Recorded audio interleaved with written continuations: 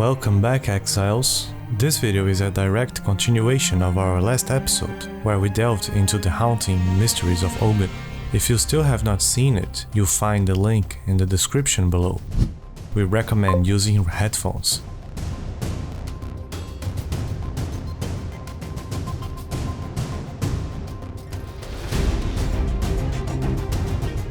Torquil, Callum, the family of Count Lachlan of Ogham. My family! This doesn't make any sense! They're dead! Those bastard Eternals! I must make them pay! I must make them suffer! Together, our paths. With the Count's ring in hand, we return to Clearfell and finally manage to wake the Hooded One from his slumber. It is here that the plot intensifies, as the Hooded One begins to unravel the truth. He reveals that the seed of corruption is the source of all affliction of Ogun. What's most intriguing is his admission. He did everything in his power to keep the seed hidden, to ensure it would never fall into the wrong hands. But as he states, 20 years ago, in the wake of those tremendous events, mankind was busy with its own survival. No one was looking for me, and no one saw me. I lurked in high places and dark places, seeking to keep the seeds safe from men of ambition. In recent years, however, I found myself continually forced to move from place to place. There was always one more hunter, one more patrol, one more grove being cut down or cave being mined. There was nowhere to hide, and my path inexorably took me here, which was apparently exactly where someone wanted me to be. This was all a trap, laid over the course of years and at colossal expense. Someone wanted the seed at any cost, which surely bodes ill for their intentions. and so our journey takes us to the Ogun village, where we continue our pursuit of the beast, striving to contain the spread of corruption and darkness. This path leads us to the hunting grounds. Here we stumble upon the Great Hunt, also known as the Trial of the Beastmaster, a clear homage to a beloved character in this franchise, Einhar. In this arena we find skulls resembling his mask and red feathers that evoke his iconic garments. It feels as though Einhar's presence lingers here, guiding us. We encounter a hideous creature called the Crowbell, its monstrous form bearing arrows embedded in its back. Could these have been fired by Einhar himself? If so, this trial may very well have been his doing, a test left for us on our journey, and in true Einhar fashion, the gates close as the creature tries to flee. Also, within the hunting grounds we find a strange ritual altar. Its design unnervingly familiar. If you've delved into the lore of the first game, you might recognize this as the work of the King in the Mists. This figure created a cult fueled by faith and devotion, channeling the unwavering belief of his followers to serve his own plans. A flow of devotion, twisted into a weapon of control. Allow me to describe the situation thus. A man comes upon an altar in the wild. He knows not who the altar serves, but he pays tribute to it nonetheless. It grants him a paltry gift, a trinket, nothing more. He imagines all the possibilities. He imagines wealth. Ever after, he seeks out more of these altars and continually pays tribute to his unknown benefactor in the vain hope that his life will change. Thus it is with all religions. The man is a devout follower, though he knows it not. His faith fuels his own gradual doom. These are the words of the Breaker of Oaths, who reveals a profound and unsettling truth that the Nameless were able to claw their way out of the endless void of nothingness and into reality. The process, he explains, is through names, through meaning. That which exists but cannot truly be gains form and substance through the act of naming. through the imposition of purpose, it is a concept both cryptic and paradoxical. A creature that yet is not find its way into existence through the will of those who dare to define it. Confusing? Perhaps, but such is the nature of life. The border between the wild wood and the realm of the nameless does not exist. That is not to say, however, that it cannot be reached. The realm of the nameless is not the web. It cannot be. Yet, it is. In fact, the moment you do comprehend something from the realm of the nameless, the moment you imagine it, understand it, name it, takes on meaning and becomes part of life's web. It ceases to not be. Quite literally, we can never truly understand nothingness. For if we did, it would no longer be nothing. This man, the breaker of oaths, once violated the sacred way of the Magi and sought to take the place of the king in the mists, believing he could end the endless war. What's fascinating, however, is that later in this act, we will face the king in the mists, but the question lingers. Is he the same as the one in Path of Exile 1? Could the Breaker of Oaths have succeeded in taking his place? Another mystery, one that will linger in the shadows until more revelations come to light. What matters is that the King in the Mists has emerged as a key player in the intricate power struggle gripping this world. And it seems that the presence of the Nameless in this act could be more than just a coincidence, or even asset reutilization from the previous game, because in fact there's even a specific quote from the Hooded One that makes one raise an eyebrow. All children have imaginary friends. Most grow out of that phase. A rare few refuse to let go, creating real from unreal through sheer stubbornness. Gods born of man certainly exist, but did the gigantic red tiger named Farul actually run the plains of the primordial world? There is no way to know. Will the world end if she and her savage ilk return? The answer, I imagine, is up to those who would stand and fight on that day. Be glad that today is not that day, as far as I know. In this passage, he talks about the first ones. It is such a curious passage. Gods and deities are a recurring theme in Path of Exile. Concerning the old ones, we do have proof that they exist. Rigwald used the power of the Great Wolf to win the Battle of Clarin. Also, every single faction has had their own deities. Were they Karui, Marikath, or even Eternals? What would make the Azomites' pantheon different? Well, at a closer glance, we do see some odd characteristics. For example, until now every god we have seen, which have ascended from humans, had this anthropomorphic structure. But the first ones are all entities with animalistic features. A spider, a tiger, a wolf, a hooded one, a figure of mystery who might as well not be a source of unquestionable truth, has a very incisive opinion that the old ones are not true gods. Rather, he believes that they are the manifestation of the unreal becoming real, through sheer stubbornness, similar to the nameless entities introduced in the Affliction League. The King in the Mists was not the first to escape the realm of nameless nothingness.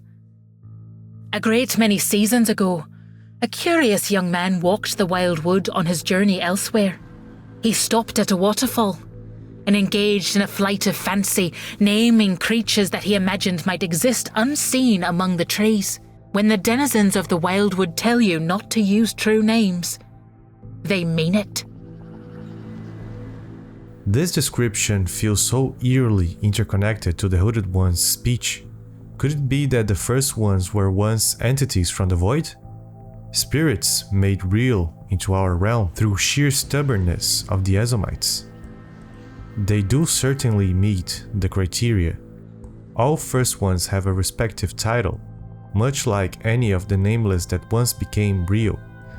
The Porcelain Queen, the King in the Mists, First of the Plains, the Great Wolf.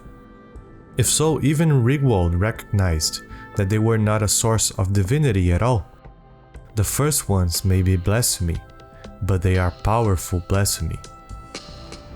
They could even be the very creatures named by the unknown traveler. And could this traveler be Einhar, who after hunting everything out there, started creating his own mighty creatures to challenge him in the hunt? This does synergize very well with the abundant presence of the wildwoods in Act 1. The presence of wisps, the twisted branches, the king in the mists, the spread of affliction, the first ones. Surely it makes for an interesting theory. This growing presence raises Finn's concerns, as it threatens the Freythorn, a population of clanless people who live high above the trees in these woods, a group Finn was once a part of for much of his life. The king's altars and ambitions now cast a dark shadow over those who have long sought refuge in the treetops, forcing Finn to confront a past he thought he had left behind. At the entrance of Freythorn, a notice of amnesty, a decree from Count Geonor, urging the clanless to come to his manor to fulfill their duty against the dangers plaguing Ogan. But is redemption truly what the Count seeks? Or does he intend to use them as sacrifices to the beast? At the entrance, it's clear we are too late. Freythorn has already fallen, overtaken by cultists and creatures from the void. There is nothing left here.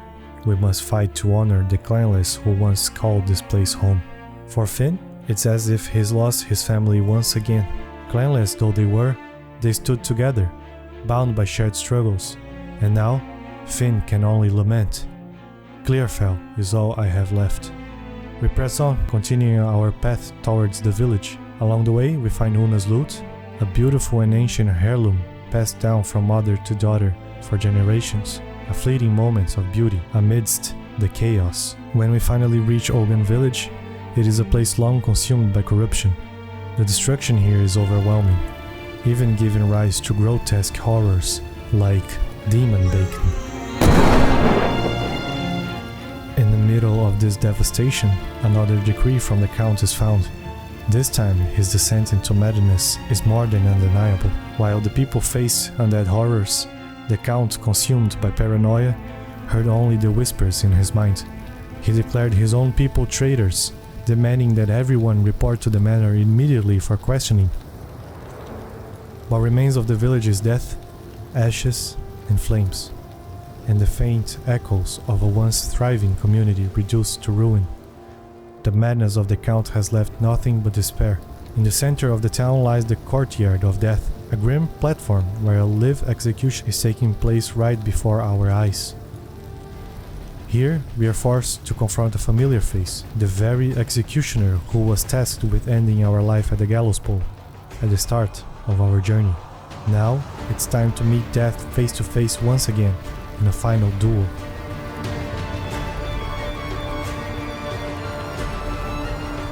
When the fight is over, we free the lone survivor of the execution. Her name is Leitis, of a prominent Azomite clan. She reveals that she was arrested for attempting to escape Count Geonor's madness and the horrors of the manor. Sadly, her escape failed, and worse, her husband, Anon, the man we saw executed moments before, was caught and killed before her. Leitis' story reflects the desperation gripping all of Ogan. No one is safe, not the clanless, not the villagers, not even the nobles who once lived under the Count's protection. The madness of Count Geonor spares no one, and the shadow of this paranoia has plunged even the manor's inner circle into fear and chaos. Right now in Ogan, no one is safe. The Count burned the village of his own people to the ground. He must be stopped. Now, we are in the manor ramparts, a place full of the Count's orders around. Brutal orders to make all men work a third shift and keep on the excavations at full capacity. Any rest is punished with execution. Further, we meet the place of our first failed execution, the gallows pole. There is another Count's decree here, in which he declares that any crimes committed from now on are punishable with death, and their bodies must be conducted to the pit. And more orders in which we get more perspective on his side, and how he now thinks that anyone can be a conspirator. chaos has already taken full control of the people of Ogan.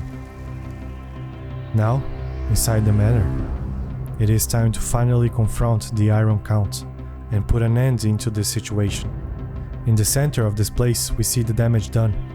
The so-mentioned excavation led to a giant pit where the Count and the Countess sit, as they watch their servants working until collapse get served to feed the beast.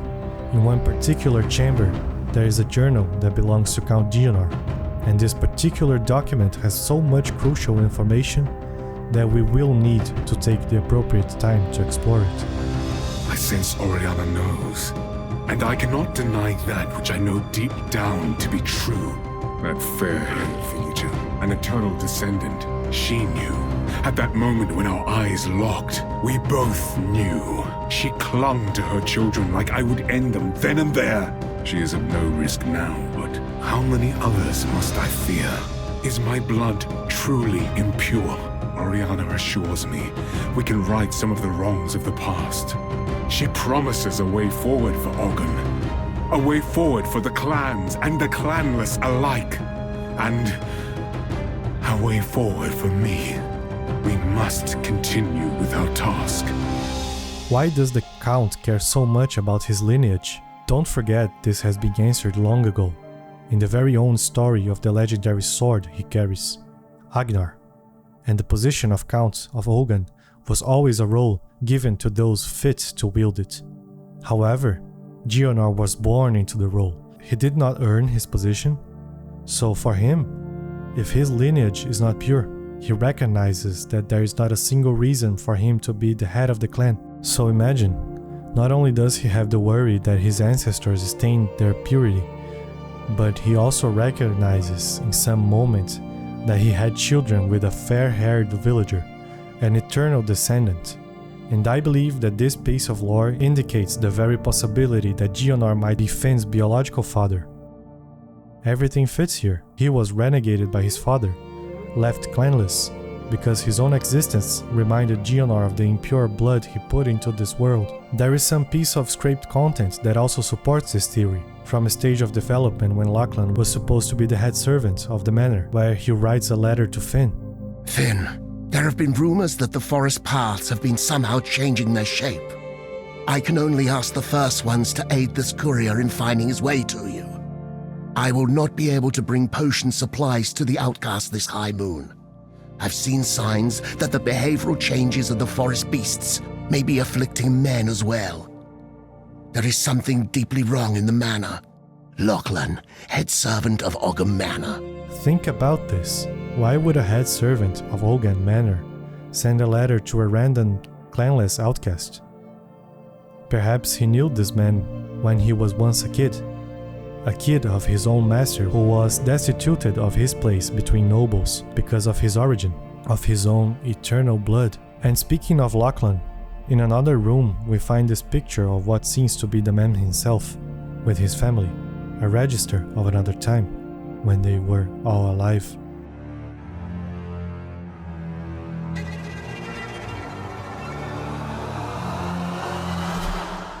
And so, we finally reach the arena, where Gionor and Oriana are. We see as the remaining guards keep on digging, and the beast gets fed more corpses to keep on developing. Here, we have our final battle with Gionor. He wields Agnar and summons the power of his ancestors. With this sword, he is capable of pulling the strength of the Great Wolf.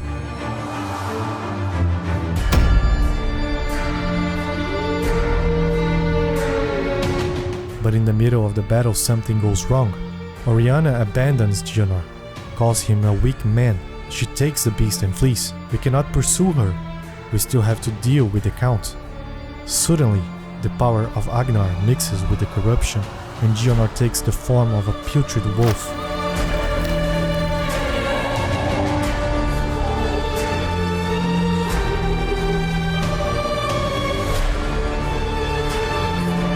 The fog rises and Gionor starts reciting chilling poetry. Winter's chill sought the unworthy through an endless night. They wither and tarry. Forsaken frosts, as cold as death, of Beera's misery, the pack won't forget.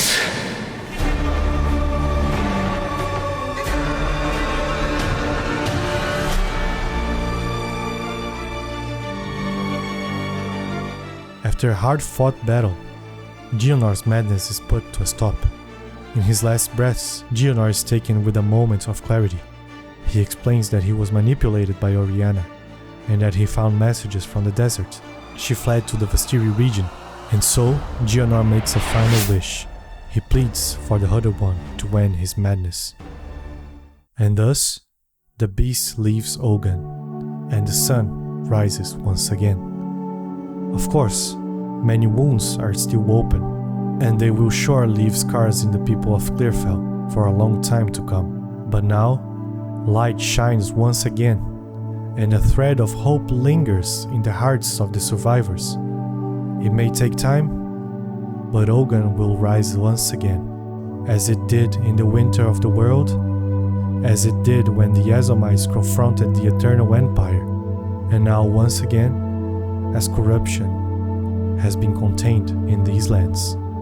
Count Geonor is dead. I never thought there'd come a day when we can finally start rebuilding our poor damaged Ogham. It's going to be a long and difficult struggle, but it's not nearly the first time we Ezomites have had to rise from the ashes. Renly will live on and lead his people. They will have a lot of work ahead of them, but so do we. The chase for the beast must continue. The next stop will be the Vastiri Desert. Until we meet again, Exile.